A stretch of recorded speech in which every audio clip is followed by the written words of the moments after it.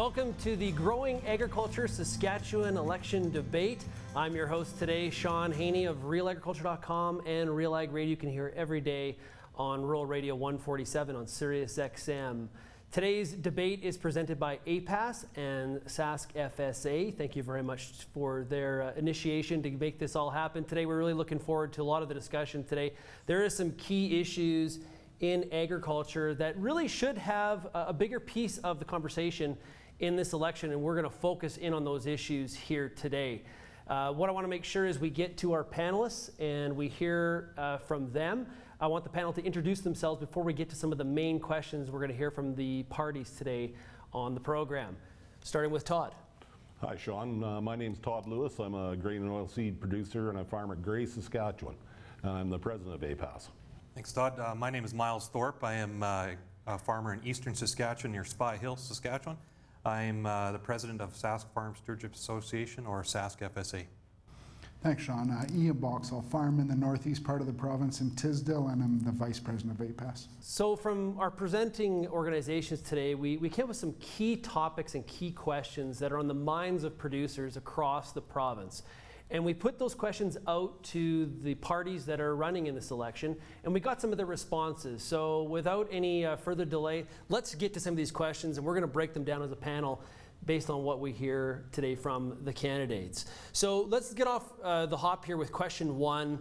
What is your party's vision for Saskatchewan agriculture in the year 2040? What policy proposals does your party have to achieve that vision? Saskatchewan's growth plan is a roadmap for a strong economy, strong communities, and strong families, and that will build a stronger Saskatchewan.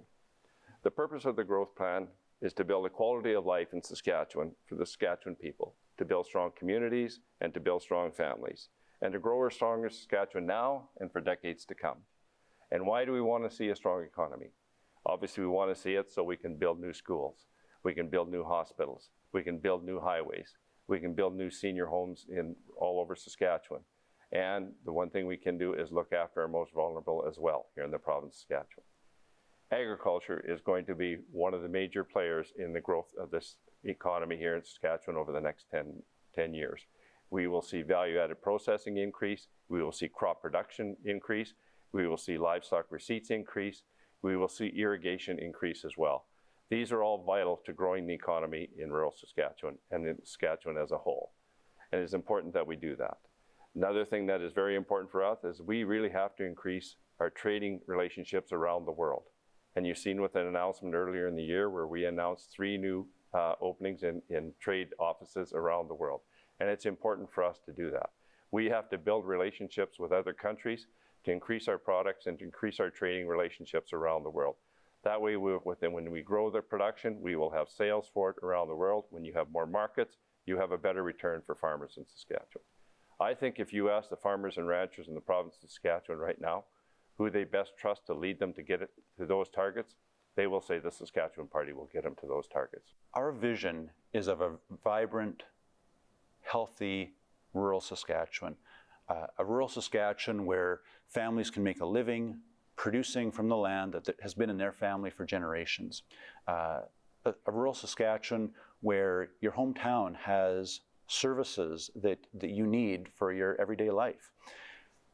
I grew up on a farm, and my family still farms. In fact, I took advantage of the lull that COVID provided to get out and help my family with spring work and fall work this year. And I want to tell you, I wouldn't be running for the position I am if it wasn't for Ryan Miley. Ryan Miley also grew up on a farm, and I've seen that influence, that farm influence in the way he thinks and the way he works, his strong work ethic, the way he insists that every solution has to be not only practical, but also backed up by evidence. The way that he thinks outside the box when it comes to coming up with a solution to a problem.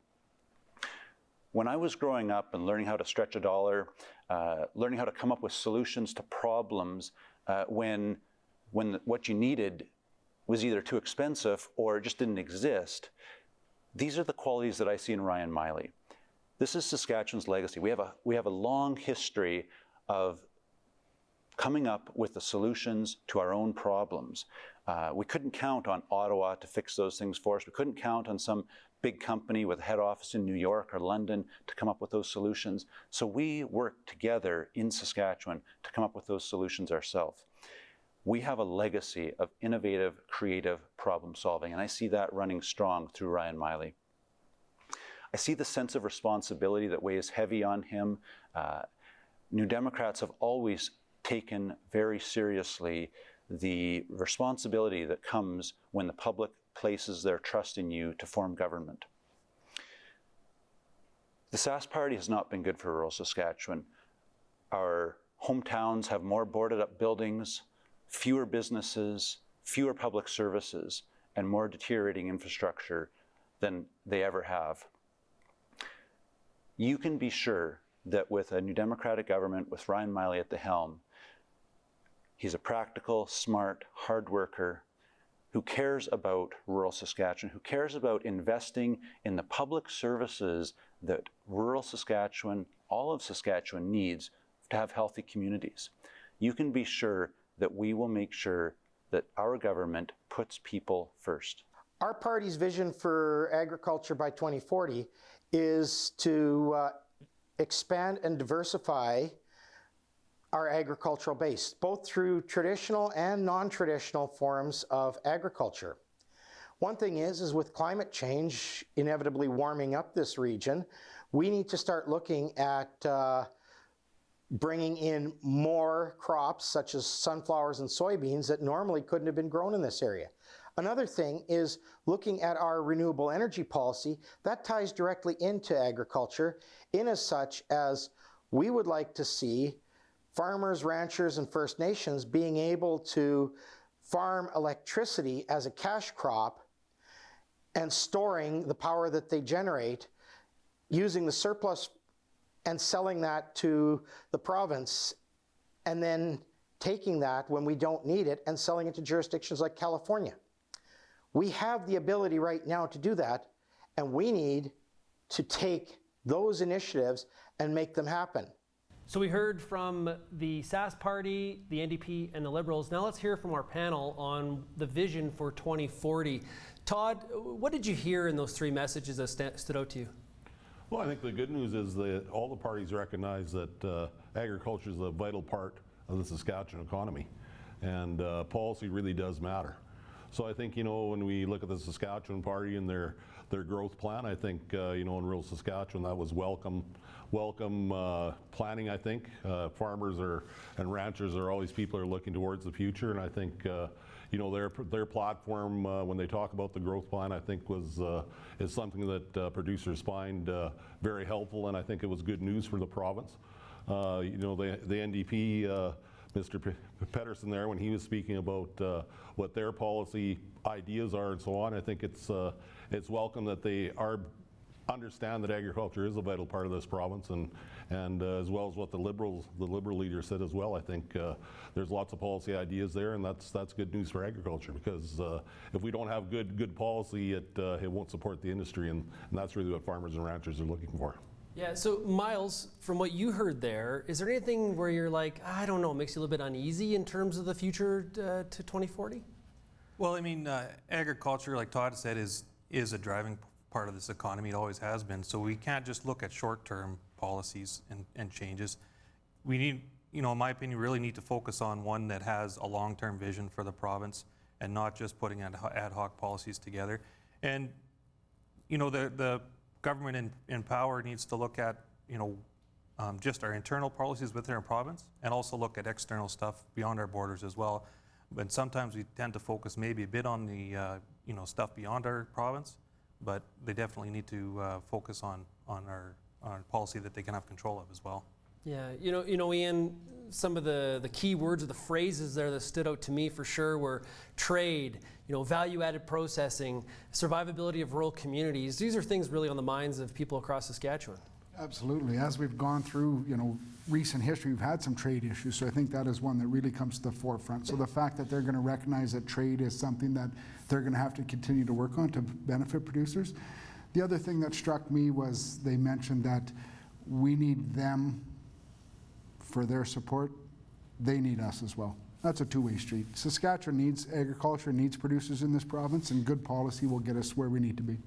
Yeah, and I didn't say it at the opening of the show, Todd, but the reality is Saskatchewan is kind of unique in the sense that agriculture really is the leading industry. It really does drive the bus economically for this province, and so the vision for agriculture in 2040 is critical for the overall economy in the province.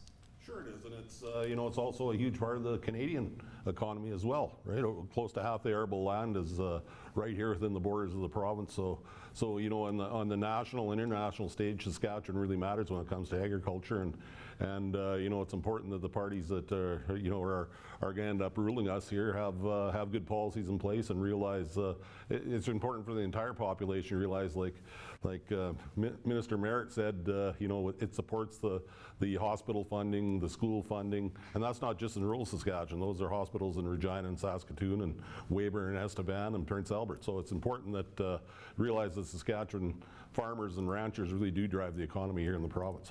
Ian, do you think there was anything in those three pieces of commentary that were missed? Like, was there a topic that should have been mentioned in a 2040 plan? Yeah, I think I know there's a question coming up later on it, but I think, liability of agriculture in this province and that requires some business risk management and what that looks like. And I guess we'll get to that in another question, but I think that is a key thing looking forward to the future of agriculture. As we see some changes in the industry and as we see some, trade issues and weather issues, we need to ensure that we have that. Myles, how about for you? Was anything missed? It's tough to have a vision, in a quick statement like that. But there's, like I said, our group is heavily involved in the land and water management. It's a question again later as well. But that's something that is often overlooked in the overall scope of agriculture and how it affects a lot of farmers in this province. So, that's something that I think, I'd like to hear a bit more about as well. Well, I'll finish the same question with you, Todd. Is there anything that was missed there? Well, I think probably on trade, it's important to recognize it's a national trade as well, not just international. Domestic trade, we have huge issues on accessibility within our own country. And I think that's something that's really important, that we need to see Saskatchewan be a leader in trying to break down some of those barriers between interprovincial trade. I think that's a huge part. It's not, when we say trade, it's fine to open offices in Hong Kong and places like that, but we need to have good trade barrier relief in Canada as well. Yeah, there's so much, like you said, there's so much focus on having international trade with countries like India, the US, with China. Yet it's really hard for provinces to do business with each other. Exactly. And it does hurt us in agriculture for sure. That's something that needs to be fixed going forward. I absolutely agree with you. I am Myles Thorpe, a fourth-generation grain farmer. Improving and taking care of the land for the next generation is a critical part of our business. This means managing excess water responsibly through drainage, whether it be controlling the runoff in the spring or when you get 4 inches of rain quickly in July. SaskFSA advocates on behalf of landowners to influence drainage policy and to balance land management with the environment and the need for producing healthy food in Saskatchewan. Is water management important to your farm? Join us today at SaskFSA.ca. Winter doesn't feel quite so long with Access Rural Internet. With unlimited data comes unlimited streaming and browsing, so you can warm up with your fill of Netflix originals or catch up with friends and family on social media.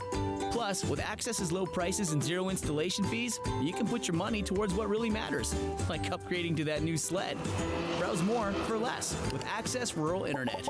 Visit myaccess.ca for more information.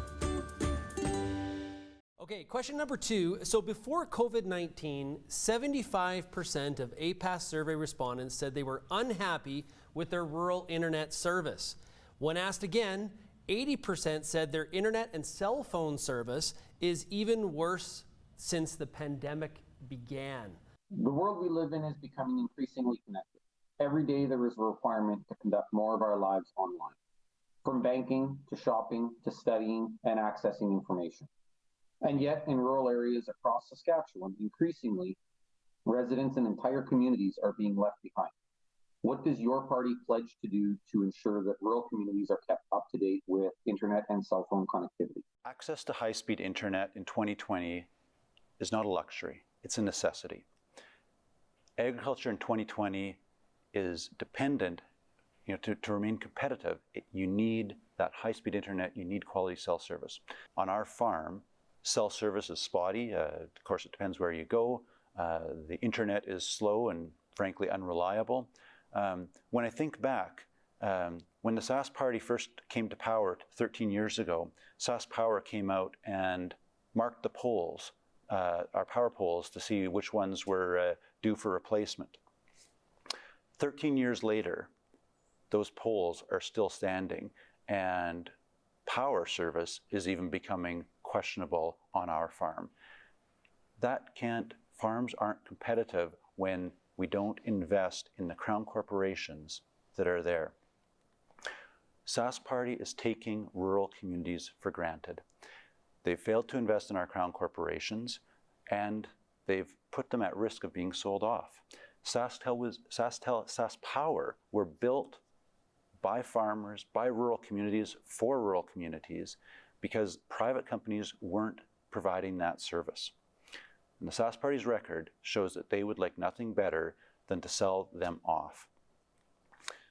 The Saskatchewan NDP believes that everyone in Saskatchewan deserves access to quality cell service and high-speed internet, no matter where you live, no matter which corner of the province you're in. We have a plan, we've announced Reconnect Saskatchewan, where we will invest through our crown corporations in making sure that rural residents have access to high-speed internet and wireless, no matter what corner of the province you live in. This question affects me personally on more levels. I live on an acreage. I live in a rural area, and there is only cellular internet there. I've noticed since the COVID outbreak and the shutdowns in March, it has gotten progressively worse and worse. And it's also become far more expensive to have internet in your home. What our party would like to do is to see internet service, like phone service, considered to be an essential service. We already have a huge cellular network right across this province, owned by the people of this province through SaskTel. I say, let's invest some of SaskTel's revenues into building a province-wide cellular internet service that at a basic level is free for people, but at the high-speed capacities that are needed by most farms and businesses, it's available for a reasonable cost. Then we don't have to be investing in expensive modems. We don't have to be investing in expensive data plans. It's all part of the service that we as a people of this province should already own.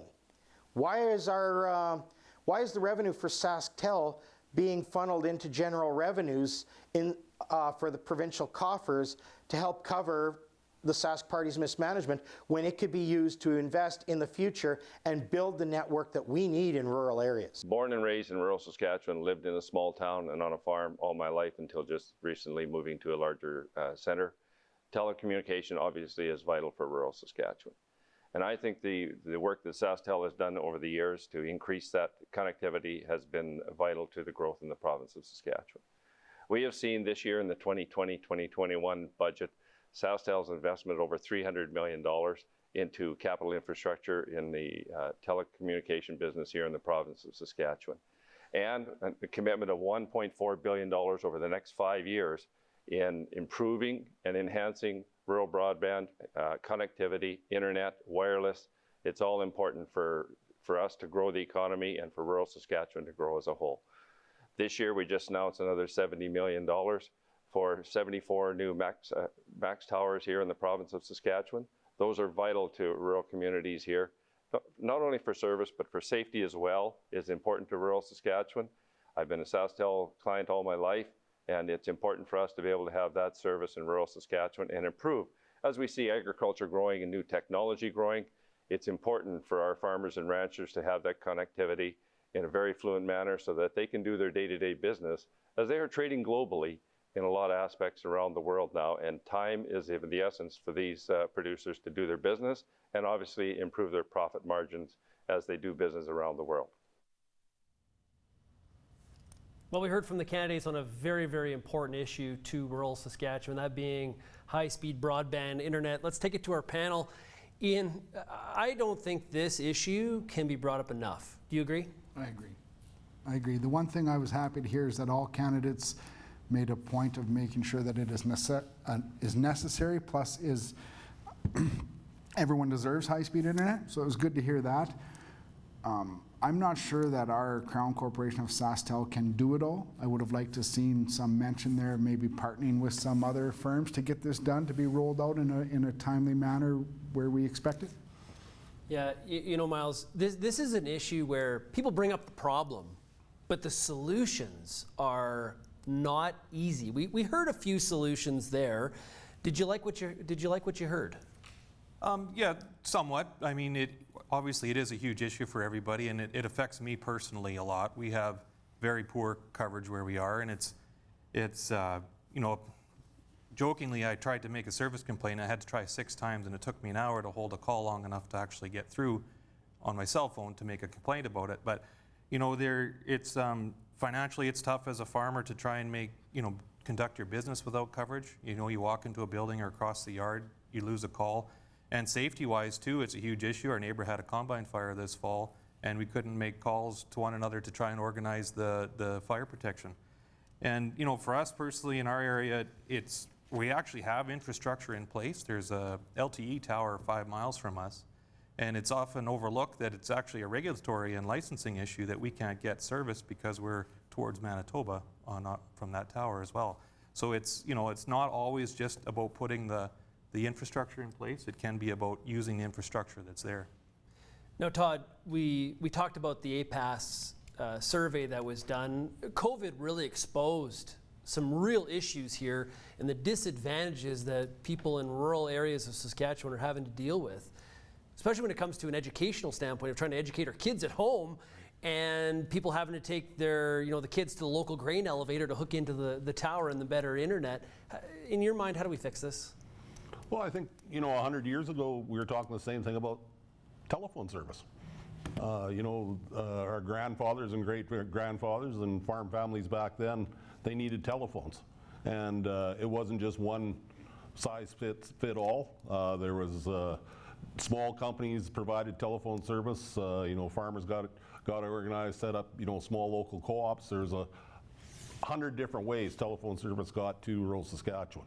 And I don't see internet any different. It's not going to be one big, SaskTel can't fix everything. There's lots of small service providers, I think, that can help us out. And it's not just about cell towers. So much of it is what you don't see. It's buried fiber optics. Where is it available? How do we get it available to people? Is that what we should be focusing on, is more fiber optics? Is SaskTel going to own all the fiber optics and lease it out to other providers? Those kind of concepts and ideas, because we're falling further and further behind, and it's really getting to be that it's getting difficult to live in some parts of rural Saskatchewan. You can't raise a family there if you don't have internet service. That's what it's getting down to. So we've got a huge land mass that's got to be provided, that provides huge advantages to the economy of this province. We need an investment in something that's going to support that big land mass, and internet and cell service is a big part of that. Yeah, survivability of rural communities, it came up in the prior question, but it fits into this one because high-speed internet has become no different than, hey, do we have a school? Do we have access to health care or to a doctor? Right. It's really those are some of the same things that attract people into some of our small communities. But Myles, it sort of feels a little bit like the provinces and the federal government kind of stare at each other waiting for somebody to move first. Based on what you heard there, do you believe that any of these 3 parties are going to take a leadership position and try to fix this issue? Well, I'd hope so, obviously. It's like Todd said, maybe it might not be just the government coming up with the solution and implementing it. It might be enabling some other industries or private companies to provide these services for these rural communities. There is some private fiber optic going in my area, and it's going to be rather costly to hook up to it, but we're at the point now where to spend $5,000 or $10,000 to get internet is a necessary part of our business, and that's going to go potentially to a private industry. Ian, you look at some of the technologies that are being brought to agriculture, they're super cool, but if you don't have the high-speed internet to make it happen, they're really that's all they are, is ideas, and you can't actually use the latest cutting-edge technologies on your farm.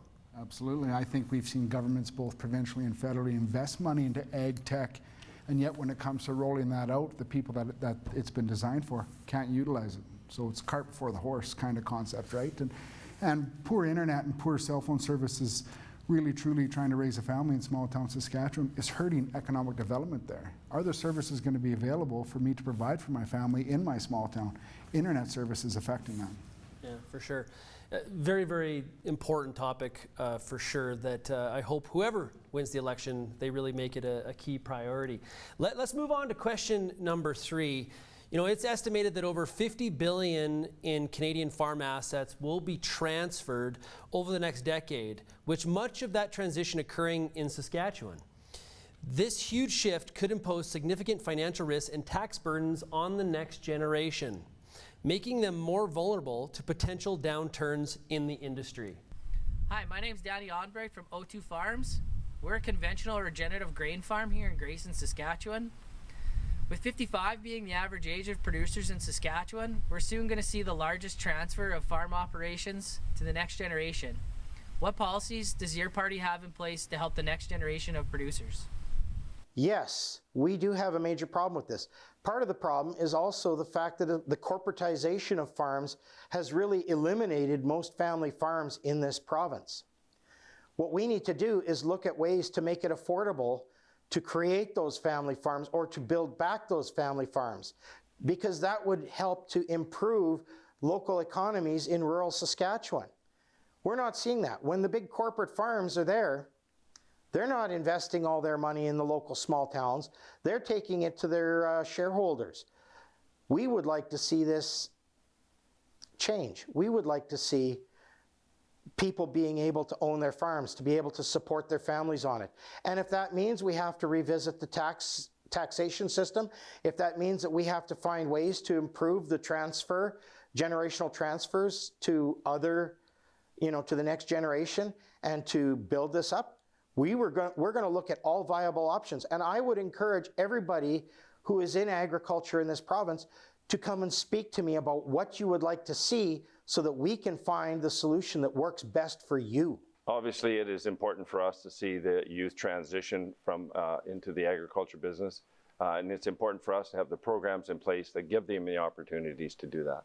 And that some of the programs we have through the Agriculture Development Fund and those programs allow us to be able to assist in the youth in taking over their farming operations. And one example of that would be in the crop insurance side, where now we've allowed it for the sons or the daughters that are taking over their operations from their parents to be able to use their coverages that were on those family farms, to be able to take those forward and use them as their experience discounts as well.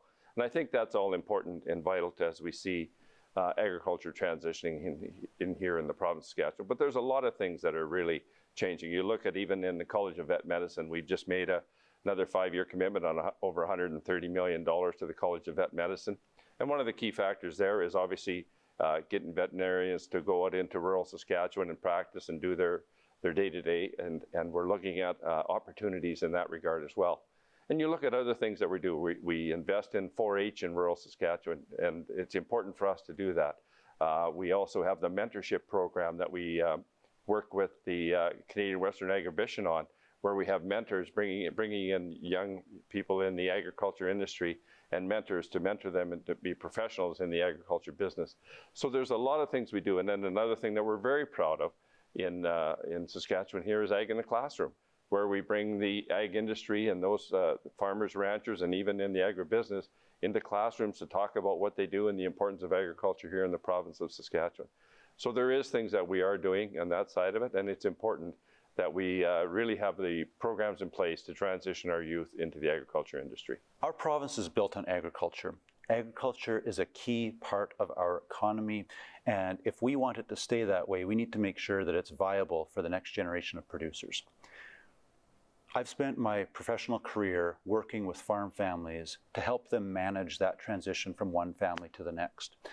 And I know firsthand the challenges for my own family, what that's involved. It's not just financial. We know that, of course, there's huge amounts of capital required to get into farming, and the income that is generated from that huge amount of capital is very low.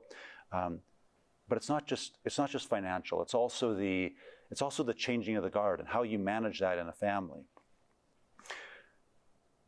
I wouldn't be here today. I'd be a farmer today if it wasn't for a discussion I had with my dad 30 years ago, and he told me that our farm didn't have the income to support another family. And so this is something that resonates with me. Under the Sask Party, rural life has not been easier. Farms have not been more profitable. Scott Moe has raised taxes on families. They've cut rural health services. They've cut rural education. The Sask Party has made life more difficult in rural Saskatchewan. What we're going to do is we're going to invest in rural healthcare. We're going to invest in rural education. These are public services that we depend on to keep our communities, to keep our families healthy.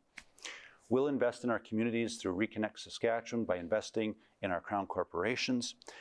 We'll be providing startup loans for rural small business.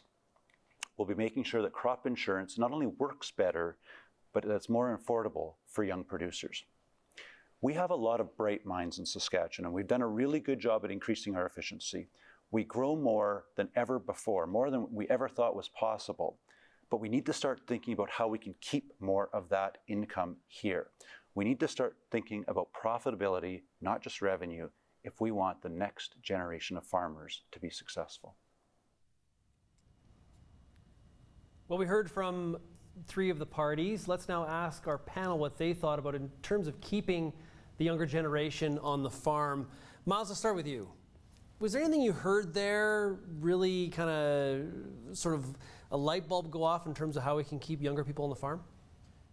Well, I mean, not necessarily one big idea. There's a lot of little ideas that need to come together, I think, to keep young people on the farm. You know, no one will deny that broadacre farming is a very capital-intensive business, and it's quite difficult to start out with nothing. You know, I've been fortunate enough. I had parents that were involved in farming, as well as grandparents and great-grandparents. That's how we got established. And would be very difficult to start out without any investment or help from the previous generation. You know, what I would like to see is there is some neighbors of mine that have sold out to other entities. They don't maybe have family members, but there also have been some that have family members that wanted to take over but couldn't financially do it. The outgoing generation had to retire off that farm. They can't just give it away. That is their retirement. So I'd like, you know, if we could come up with something or some kind of policy that would incentivize the outgoing generation to be able to sell it to the incoming person, would be highly beneficial, and maybe give that person a chance to get their feet established while their parents could still actually retire from it. It was mentioned there in one of the responses that the issue has to do with corporate versus non-corporate entities. Todd, there's a lot of family farms that are actually incorporated for specific reasons.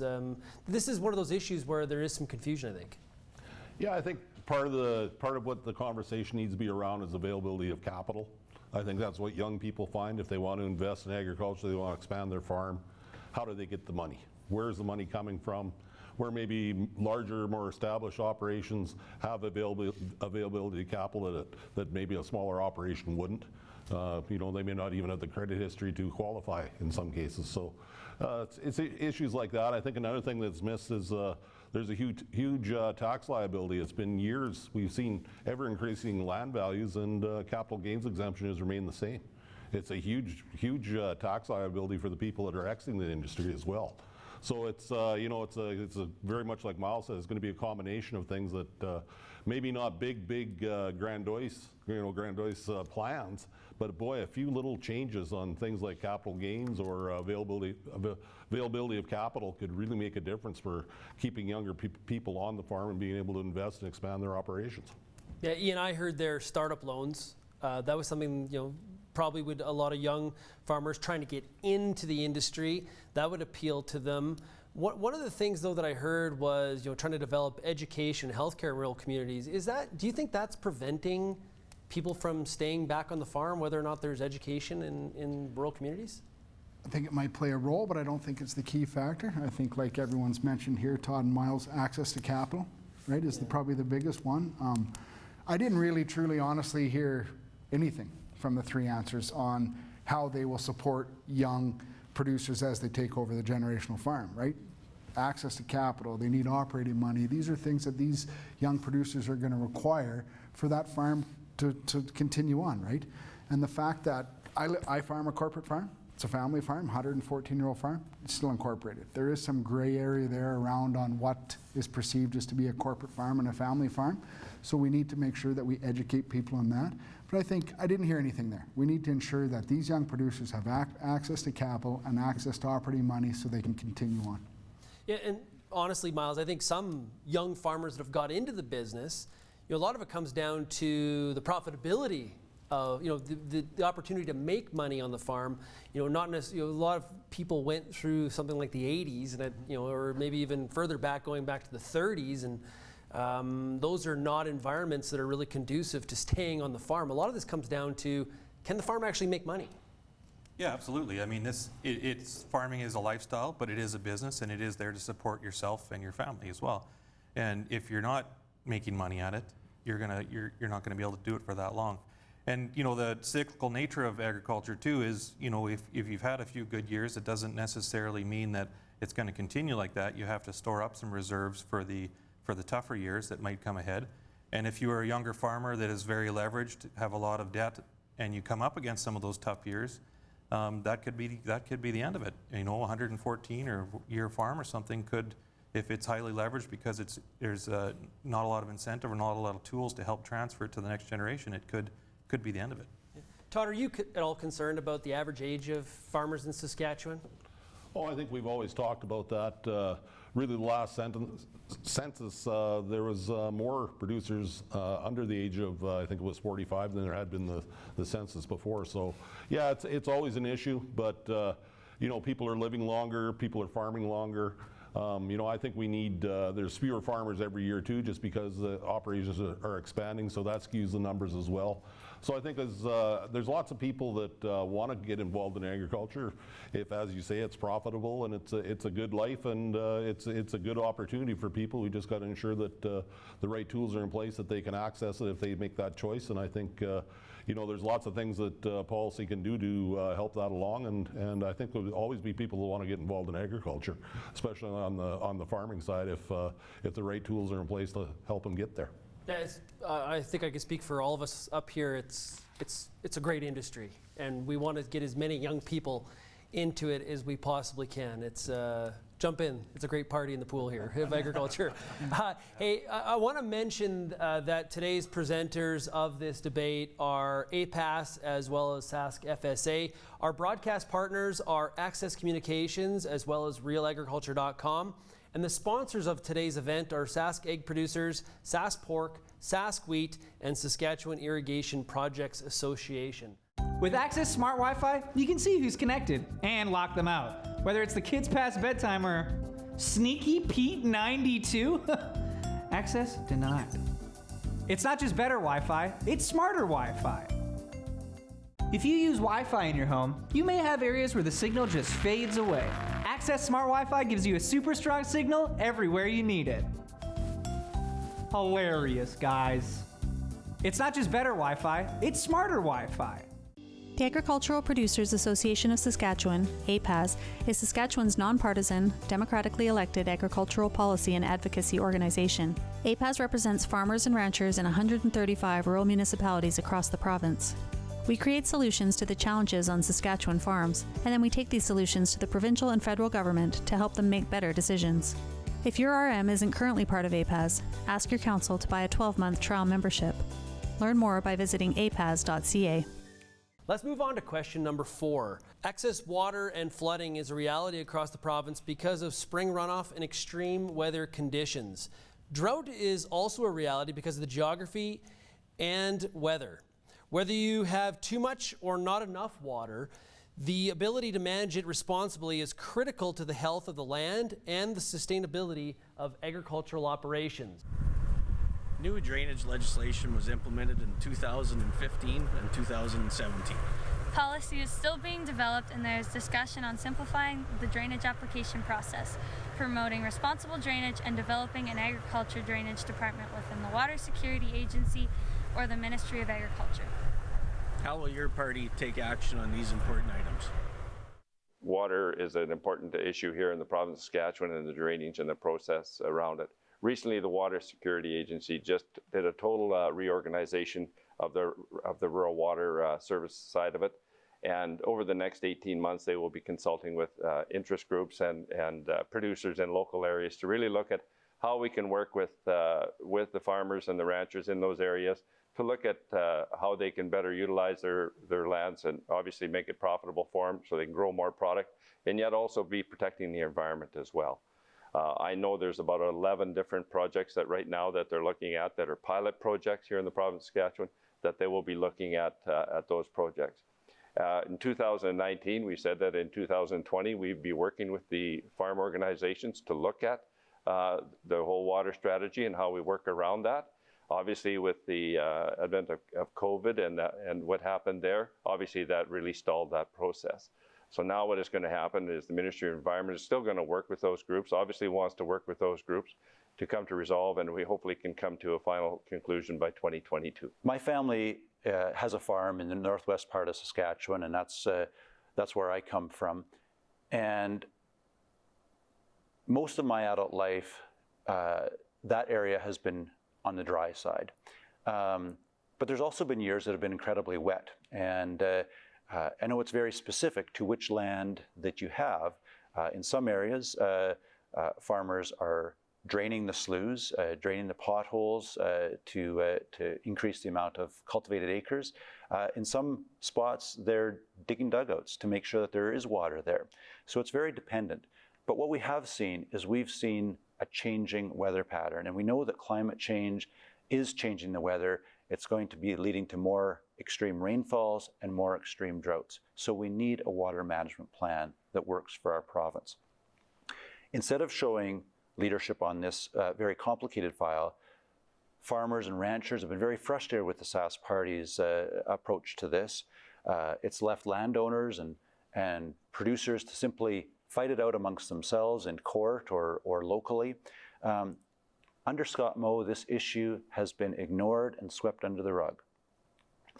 We need a comprehensive water management plan.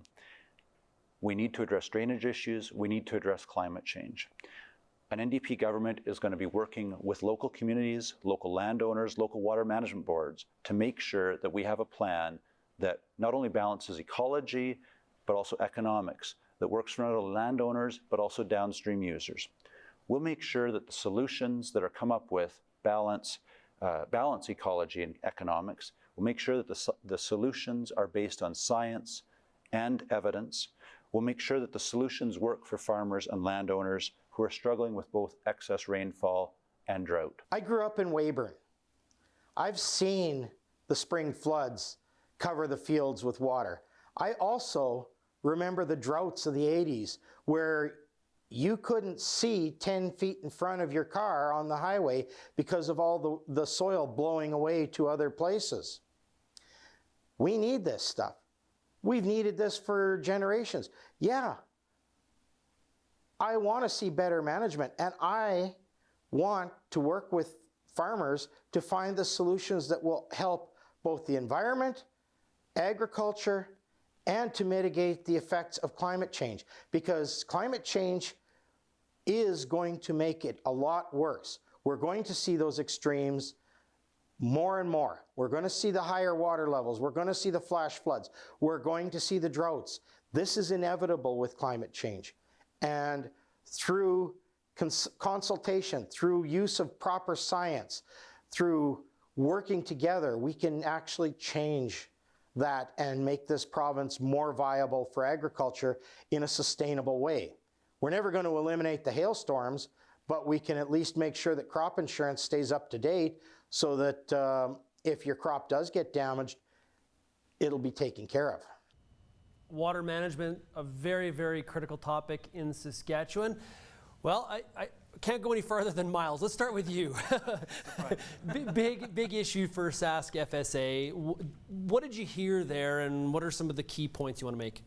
Well, I mean, obviously SaskFSA is very heavily involved in the water management file. That's where we came from. But you know, the critical thing about when you're talking about water management is it's not just about removing water in the spring or during storms.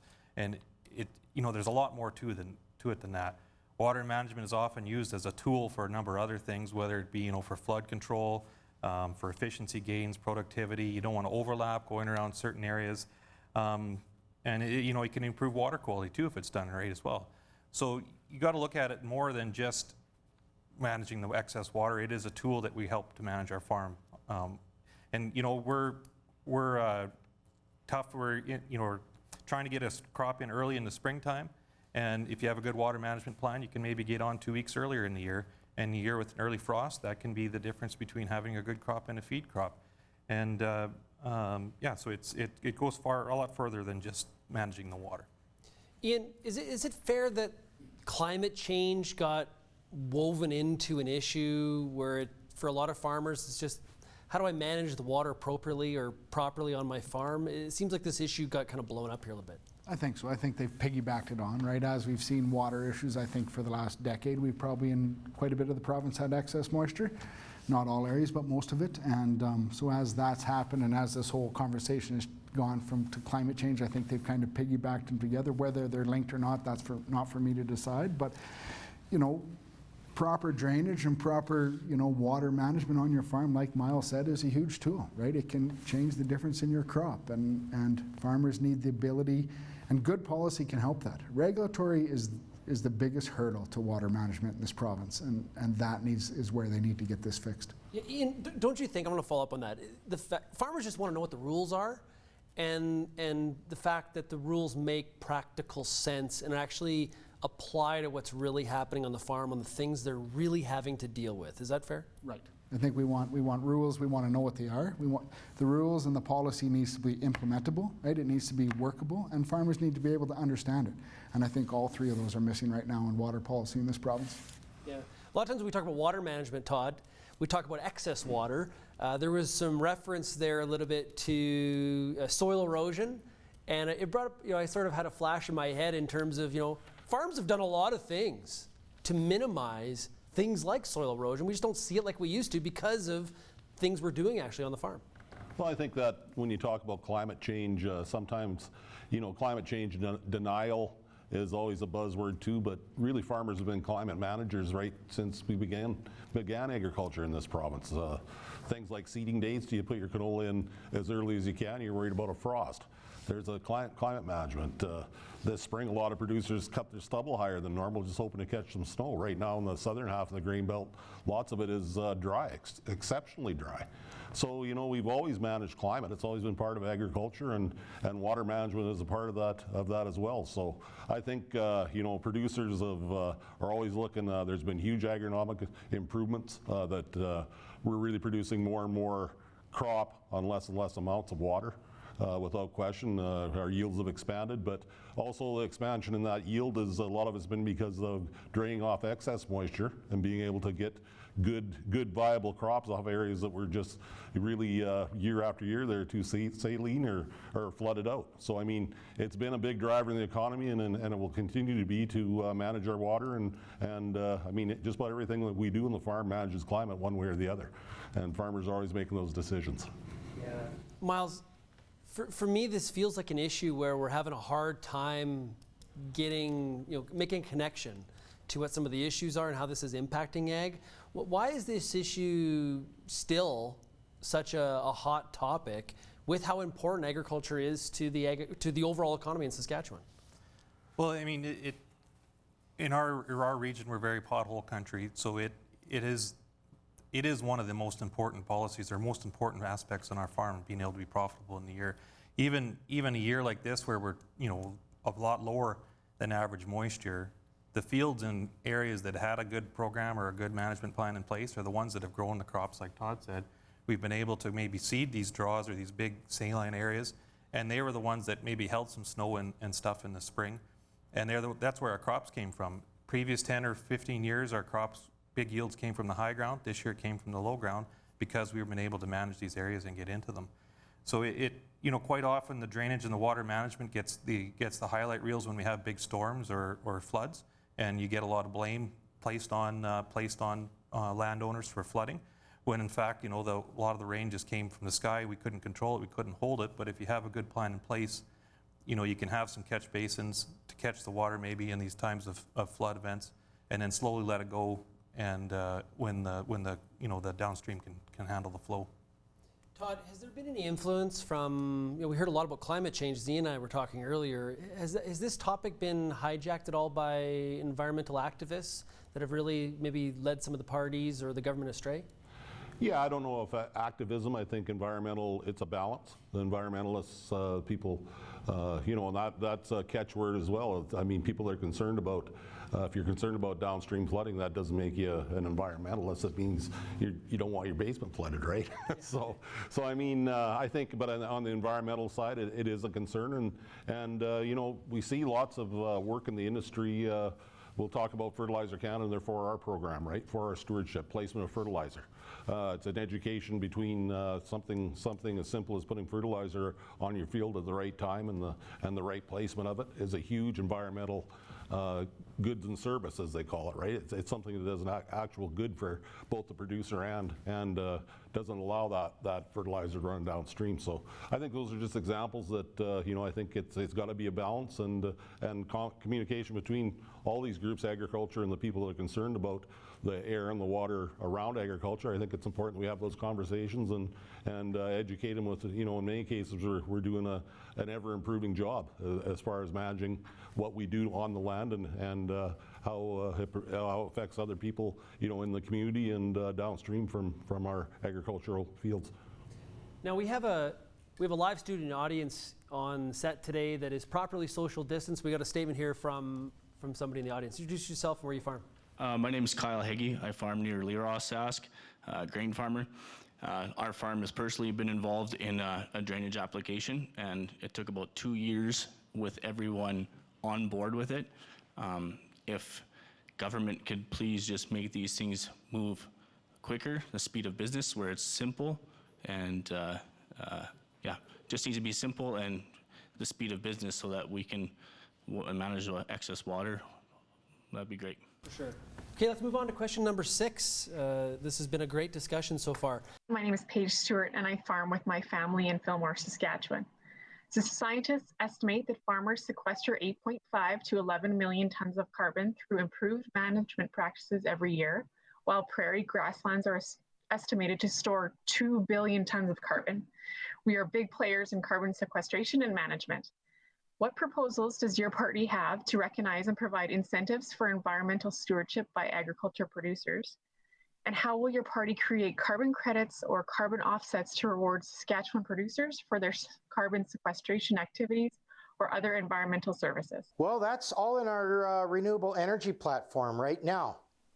What we visualize is we want to create a system where we amend the Sask Party Act to require them to purchase renewable energy from local producers at a fair market rate, and then take that surplus power and store it so that we do not have to rely on coal. We do not have to rely on natural gas to generate power. We can take that power, hold it, or sell it to other jurisdictions like California. Now, wind and solar are zero emission. Geothermal is zero emission. All of those things will benefit this province. Plus the fact that we can use electrolysis to cost-effectively split hydrogen from water and utilize unpotable water sources like the Blairmore Formation to generate vast amounts of hydrogen to power fuel cells. Now, if we actually partnered with Ballard Power Systems and farm implement manufacturers to create a fuel cell-powered farm implements, such as tractors, combines, swathers, sprayers, what we could be doing in this province is we could be creating zero-emission vehicles that you as a farmer can be generating your own fuel on your property, therefore not having to pay any carbon pricing on what you're producing, and not having to pay your fuel costs. That would be a huge saving for every farmer, every rancher in this province.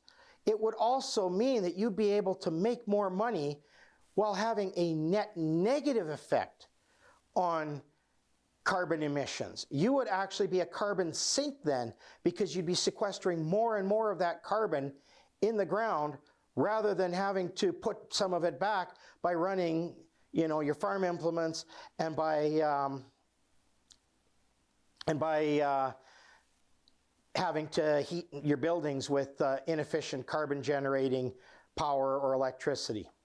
This is an opportunity. We're at a crossroads right now where we could be the energy producer of the next generation in this province. We could be the top producer for hydrogen. We could be the top producer for wind and solar in North America. We could be storing that power, selling our surplus to other jurisdictions that can't generate it. And we could be getting very wealthy off it. The myopathy and the short-sightedness of the current government on those areas has left us in a situation where we have to play catch-up with the rest of the world now on that. I think this is obviously something that we're very interested in and very serious on working with. But the one thing we really have to do is we have to make sure we get it right. And we have to be engaged with the producers here in the province of Saskatchewan, both from the crop side and the livestock side. One thing we've made it pretty clear is we don't think it's something that government should be funding. It's something that has to be worked out between the landowner and the private sector and how that is going to work out. But as I said, we have been working with the groups. We have some very good plans under the Agriculture Development Fund through the environmental farm plans, environmental stewardship, and programs such as that allows farmers and ranchers to lever some dollars to help them protect the environment and work with environmental issues and concerns that they may have in their operations. So it's important that we get it right. The one thing that we have to be careful of is just making sure that the farmers and ranchers at the end of the day are the ones that are really being the ones that are going to be looked after in this situation. And that's the one thing why we want to make sure we get it right. And hopefully we do get it right working with our ministry along with the Ministry of Environment to get those challenges right to best represent the farmers and ranchers here in the province of Saskatchewan. Farmers are environmentalists, and agriculture is a big part of the solution to climate change. We know that farmers take very seriously their obligation as stewards of the land. When you depend on the land for your living, you not only manage it for today, you manage it for future generations. Saskatchewan producers are proud of the work that they've done to make farming sustainable and efficient. Farmers have done important work in preserving grasslands and preserving habitat for species at risk and other wildlife, and farmers need to get credit for that. The Sask Party isn't helping farmers get ahead. Instead of creating made in Saskatchewan solutions to climate change, they let Justin Trudeau dictate that for Saskatchewan. The only reason we have the Justin Trudeau carbon tax is because Scott Moe and the Saskatchewan Party did not come up with a made in Saskatchewan solution for climate change. The Sask Party came up with a plan for potash companies and oil companies and steel companies, all of which are foreign, but they left Saskatchewan farmers at the mercy of Ottawa. They didn't even ask the federal government to exempt electricity, off-farm diesel, or natural gas. New Democrats believe that there's a lot more that can be done when it comes to climate change. We have a plan to make it easy and affordable for farmers to get into renewable energy. We'll develop a made in Saskatchewan climate change plan that protects Saskatchewan producers from an unfair carbon tax. We'll make sure that grain drying is exempt from carbon tax, and we'll also be exploring additional measures like a credit system for landowners to make sure that carbon sequestration that is occurring in agricultural areas is credited and part of the solution, that farmers get credit for the sequestration that they do. Okay, let's take this issue to our panel. Ian, there was no shortage of keywords that were used in that segment by all three parties. What did you hear there and how that applies to your farm? The one I heard that I liked the best was exemption on grain drying. In the Northeast, where drying grain has been a huge expense the last number of years, that's a big one for us up there. I think the one word I like to hear is recognition. I think producers in this province and in this country have done a great job in sequestering carbon. And I think just the fact that they all mentioned that they would recognize that, I think is probably a good starting point. One of the big pieces of debate in that, though, is how far you go back to give people the actual credit. That's something that is a bit of a discussion point. Oh, absolutely. I think setting a standard based off today, producers asking to go back 30 years, in my opinion, is wrong, right? We've done that based on because that benefited us, right? There's benefits to the producer for that. So setting a benchmark on picking a day when we're going to start this, I think is key to that, and how that's rolled out. And like was mentioned, that make sure that the money ends up in the producer's pocket, not in the people who are managing it. So right. Yeah, I think that's important. That's actually a really, really key point. Myles, for you, there was the parties went in a whole bunch of different directions there. It wasn't very, very narrowed at all. What did you hear that stuck out in your mind? Well, I mean, I think what stuck out in my mind is when you're talking about carbon sequestration and credit and taxing and things like that, is that as a landowner and a farmer, we're really just a cog in the carbon cycle, right? We import the fertilizer and the fuel, use the carbon there and put it in the ground. We grow a crop up and we export it as grain. The carbon leaves as grain.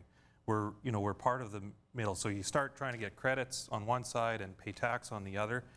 It'd be nice to get some recognition for paying for sequestering things, but the big challenge is that we're taxed on the one end and not getting recognition. So either need recognition and the tax, or just get rid of both of them completely and just be a part of the cycle in the middle, and we're just moving the carbon along, basically. But don't you think in all that discussion, a lot of times agriculture is very much, the focus is on the fact that we emit, not necessarily on all the good things that we do when it comes to carbon sequestration. We got to change this narrative. Absolutely, right? It's we are big sequesters of it, and to be honest, I'm going to sequester carbon whether I'm paid for it or not. It's what we're doing. It's how we manage our land. We're trying to make it better. Whether it's the tillage practices we do or the crops we grow, we're trying to increase organic matter, and that's a carbon sink as well. So the challenge if you start talking about recognition is that money's got to come from somewhere as well. And are we just going to be paying it in the tax just to get it back as a recognition? And might as well just keep the money in the first place. Money flowing all over the place. I get confused on the direction it's going. But once again, though, Todd, an amount. Not a lot of big promises there for many of the parties in terms of I think that, I think farmers should get credit, some dollars, and here's what that should be. That part's kind of missing still. Yes, it is, and I think, to be fair, though, the province isn't, in a lot of ways, aren't the ones that are going to decide how this, how do you create a carbon market? We've been round and round with that concept for a number of years too, right? What is a ton of carbon worth?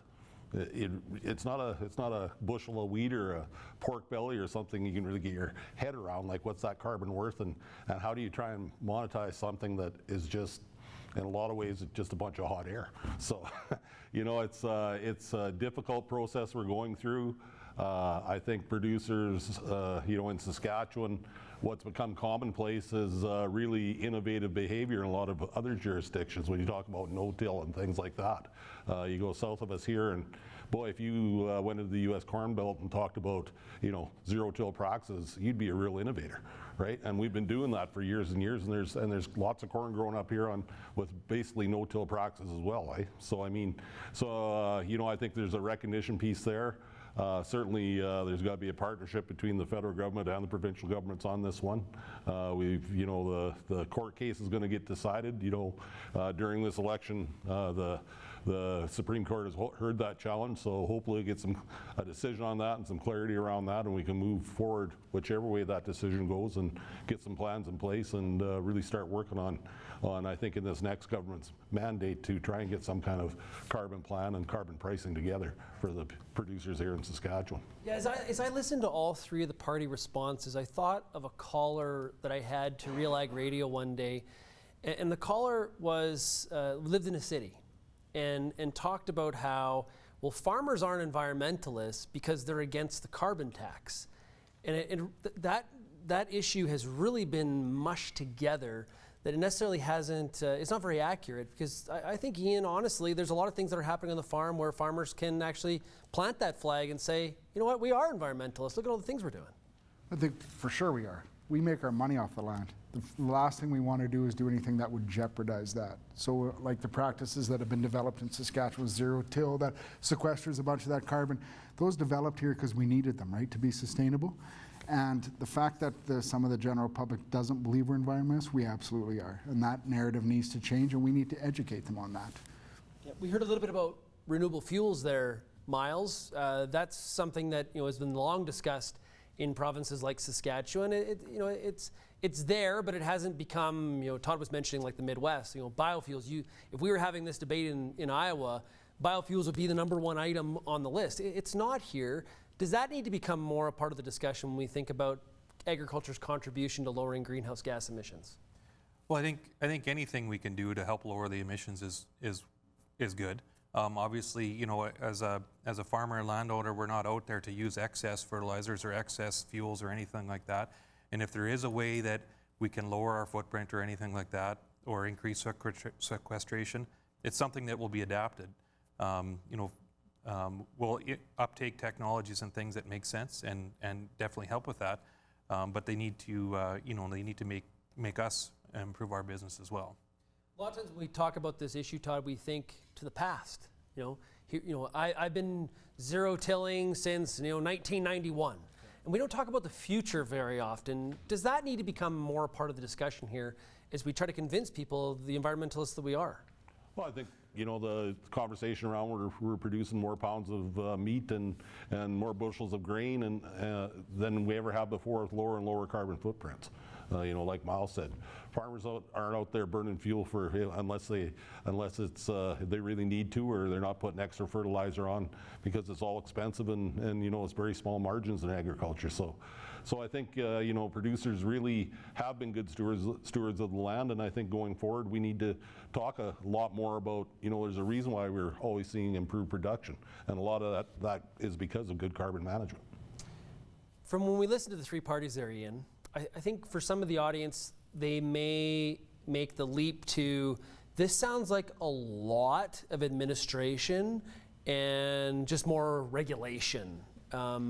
Is that a viable concern, that there's a lack of practicality in some of these programs? I think for sure. I think when there's anything where you're trying to regulate something that you necessarily can't put your hand on, like this pen, I think there will always be a fear that the regulatory and the administrative burden will eat up any benefit there would be to anybody, whether that's to the producer or whether that's to the public. The fear would be that it would eat up all that.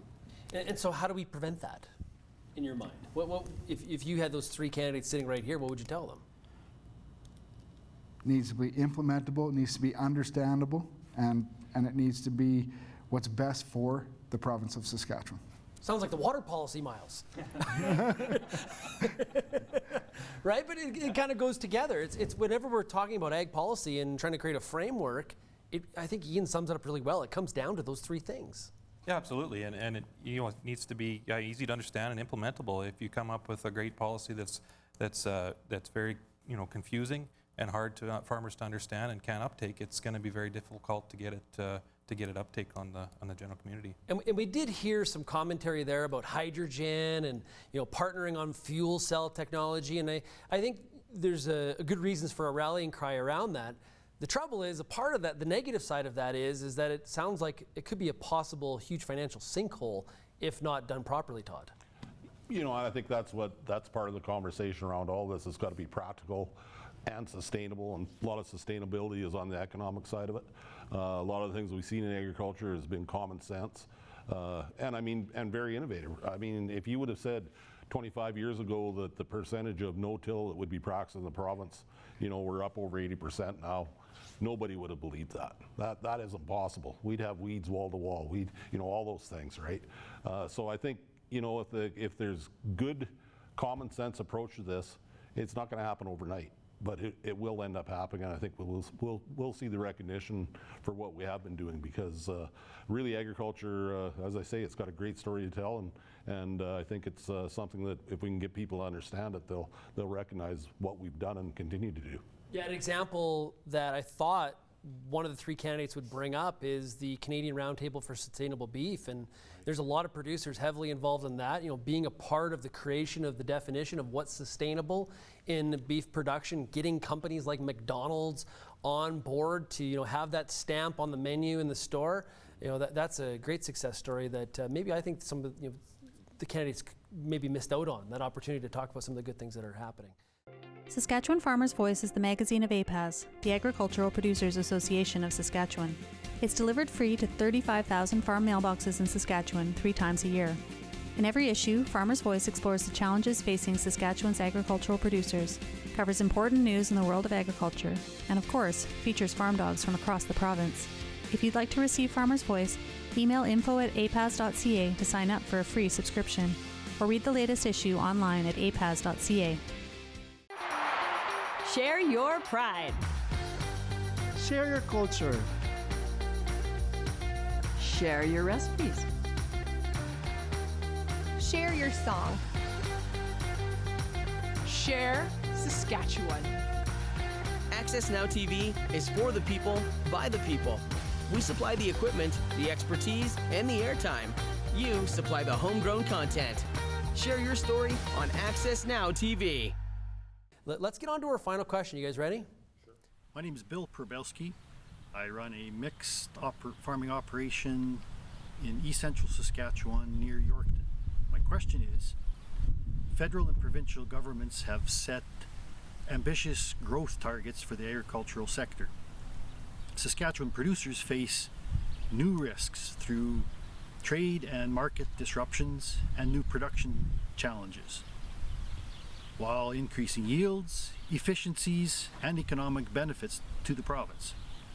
What is your party's position on the modernization of business risk management programs like crop insurance and other income stabilization programs to help producers mitigate the new and increased risks? This is something that's been ongoing for years and years, is getting the farm programs right. And I would have to say with COVID coming along, the one thing that we did in the ministry is we really started to consult with both the grain sector and the livestock sector since March, but with something we've always been ongoing, that we really reached out and really believe that working with the farm groups is getting it right and trying to do the right thing. Our government has been very open to the working relationship we have with the farm groups around the province of Saskatchewan, and I feel that that respect is mutual, and I hope it is.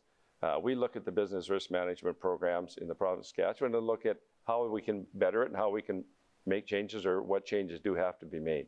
Obviously, this is a national program, and we have to look at what is in the best interest, obviously, for the farmers and ranchers here in the province of Saskatchewan. The one thing that obviously is challenging for the province of Saskatchewan, we have 40% of all the arable land in Canada is in the province of Saskatchewan, and we have 3% of the taxpayers in all of Canada in the province of Saskatchewan. So it does become, when you do start making changes, obviously those changes come with costs, and we have to look at how those costs are best reflected and how our dollars can best be spent on programs.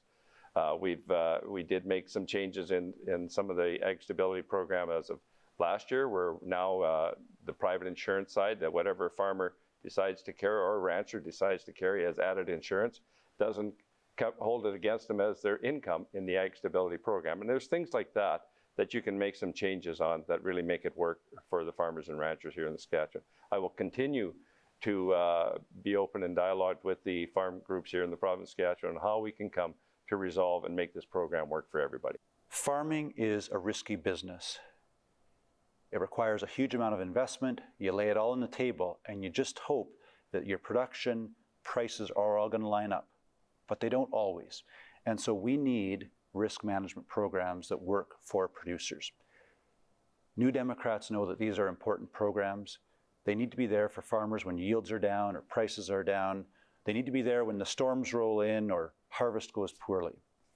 Crop insurance needs to work for farmers, but the problem is that the prices and coverages haven't kept up with current farm practices. The Sask Party isn't doing anything to make our business risk programs more effective or make them work better for farmers. They've been too busy pointing the fingers at Ottawa. Saskatchewan is a big agriculture province. We have an important seat at the table when it comes to our agri-stability programs, and the Sask Party's had 13 years to make sure that that program will work for Saskatchewan farmers, and they haven't done that. Crop insurance has become a massively profitable business for the Saskatchewan government. The Saskatchewan government is supposed to make contributions to that, but under the Sask Party, crop insurance has built up reserves of more than $2 billion. At the same time, the Sask Party wouldn't even come up with, they refused to invest an extra $20 million in agri-stability to make sure that it would work for producers. The Saskatchewan NDP will remove the reference margin limits on agri-stability to make sure that that program works for producers. We'll do that even if Ottawa won't. On agri-stability alone, that works out to a $20 million investment, and Saskatchewan farmers are worth it. We need to make sure that our business risk management programs, crop insurance and agri-stability and all the other suite work for producers. We need to modernize crop insurance. We need to modernize business risk management to keep incomes on the farm stable. And we also have to look at innovation. Our farmers in this province, in the past, when I was a child growing up, were fantastic innovators. We came up with solutions to our own problems.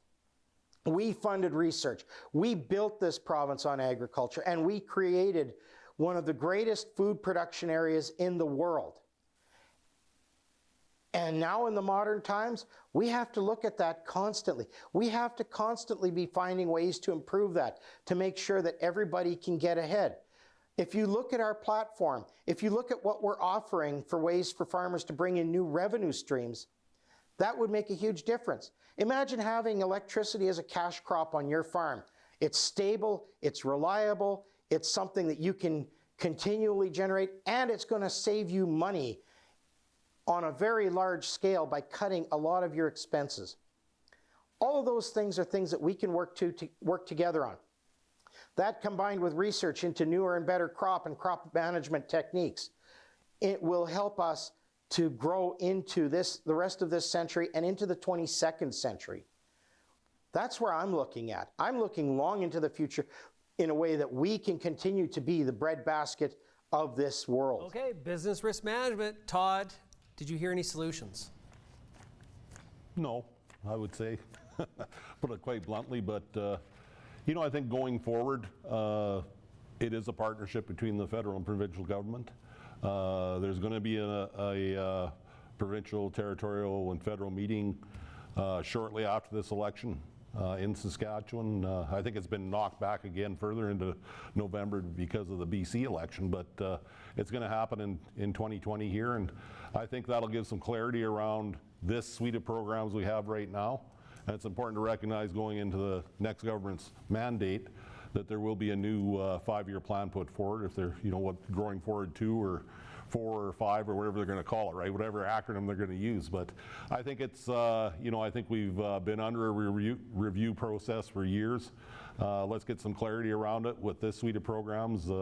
Agri-stability in the province has not been well used by producers. They're voting with their feet. They're not enrolled in it. I think we're under 30% now of producers actually enrolling in the program. So that says volumes about the effectiveness of that program. So, Myles, isn't one of the issues here, and I could kind of hear it when I heard Minister Marit, you know, it's become kind of easy for the feds to blame the provinces and the provinces to blame the feds in terms of who is going to put more money forward.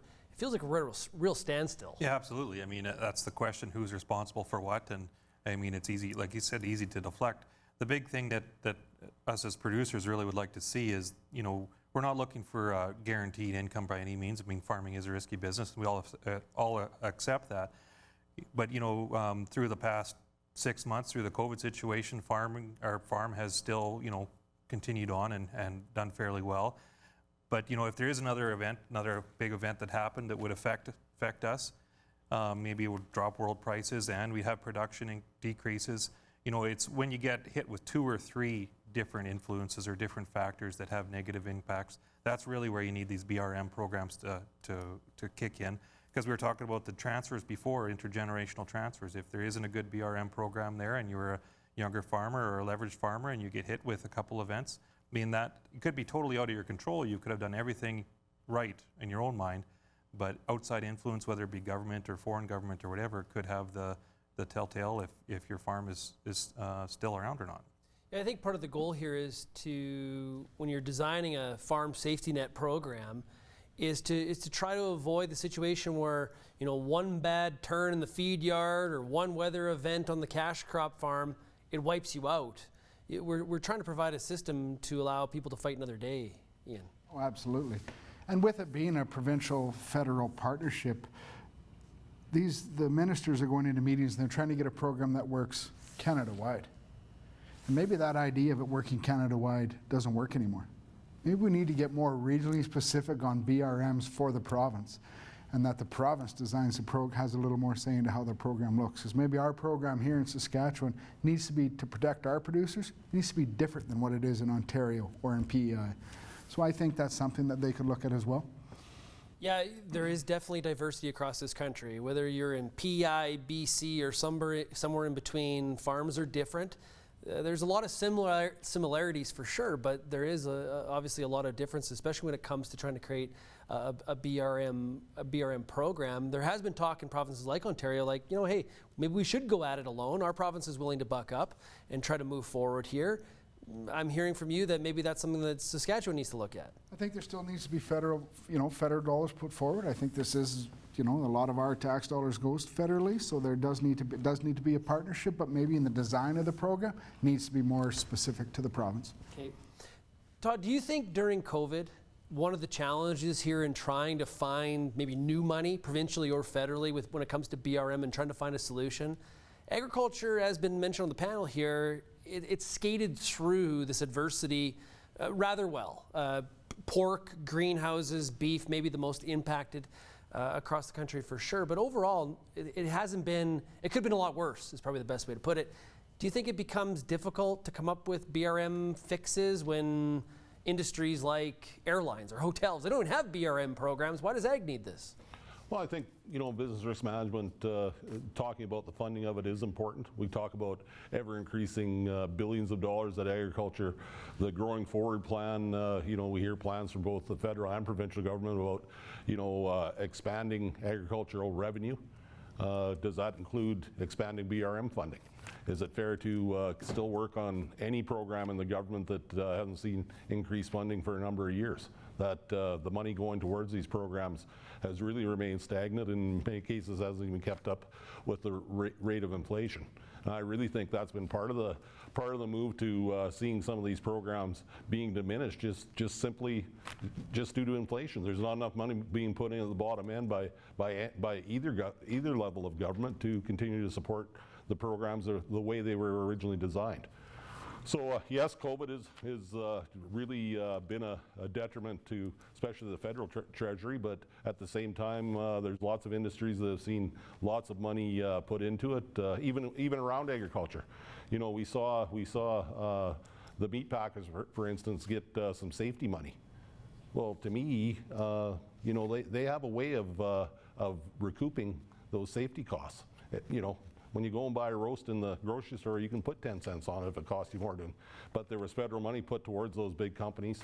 And, at the same time, at the producer level, there's no support whatsoever. The cow-calf operator saw no increase in any kind of funding. And he had a real drop in revenue, right? Certainly in the pork sector, we've seen the same thing. So sometimes the primary producer is being left out. On even something like COVID, agriculture has skated through, thankfully, in a lot of situations, but there is some real hurt that hasn't been recognized and certainly hasn't been compensated for. Yeah, that PPE program for meat packers was $70 million. It was not a small amount. Ian, you want to follow up with that? I think what people have to understand is in agriculture, we're price takers. We don't set the price of what we get for our product. So that's something to remember. And the other thing after this COVID, we will be one of the economic drivers to change the Canadian Saskatchewan economy as we come out of this pandemic. That's another thing to remember and why we require the support of the government and of the public to ensure that we are that driver. Very well put, absolutely. Before we get some final thoughts from our panelists here to wrap up today's election forum, the Growing Agriculture 2020 Saskatchewan Provincial Election Forum was presented by APAS as well as SaskFSA. Our broadcast partners today were Access Communications and RealAgriculture.com. And our sponsors were Sask Egg Producers, Sask Pork, Sask Wheat, Saskatchewan Irrigation Projects Association. I also should note that all of the parties were contacted with our questions today, and we played the ones that we got responses from. Just want to make sure that was clear to everybody out there in the audience. Okay, let's get a wrap up here from our panelists. Okay, guys. What's our final thoughts? What did we like what we heard, and is there something that maybe you wish the parties would have mentioned? Ian, we'll start with you. I guess I'm looking forward to the election. I think any time in a province where you have an opportunity to cast a ballot for the party you believe that will do the best job for us and producers, and I think they all need to understand that agriculture can play a huge role in helping this province along. And that's what I would like to tell all the candidates and all the parties as they head into the polls. Yeah, I would agree. I mean, agriculture has definitely been a driving force in this province over the past year, helped carry it along, and I could just imagine what happened if agriculture had a major downturn this year, where we'd be at. And if we don't continue to support agriculture, while the province is recouping, we could be in a lot further better place, or a lot worse place. I'd like to see any government in power, look after all facets of policy, whether it's the local stuff that they can develop. They need to work with the federal, and maybe even other countries as well. So we need to make sure that the government in power is focused on every area, not just forgetting the ones that they're responsible for. Todd, I think it's important to realize it's not always about funding. It's about good policy and good policy frameworks. A little bit of public money can help something like research and pay. I think it's for every dollar put in, it's $20, $25 return on that $1 investment. And same thing with funding towards agriculture.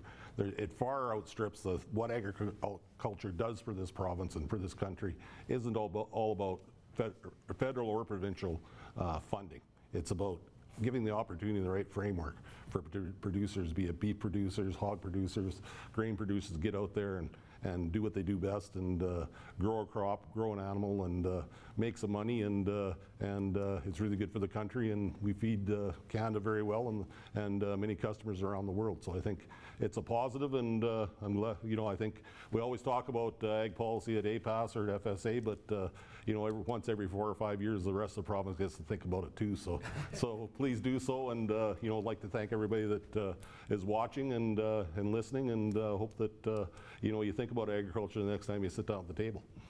Yeah, like we said earlier, Saskatchewan is one of those provinces, maybe the only one yet in Canada, where agriculture is really the leader of the economy inside the province. And of course, in any election, whether it's municipal, provincial, federal, it's always a great opportunity, as Ian said, to exercise your right in your democracy to vote. So encourage everybody to get out and vote in Saskatchewan for whatever party you support. I want to thank all of our supporting organizations today. I said APAS and SaskFSA. I want to thank our panelists. I thought they did a fantastic job breaking down our 7 questions.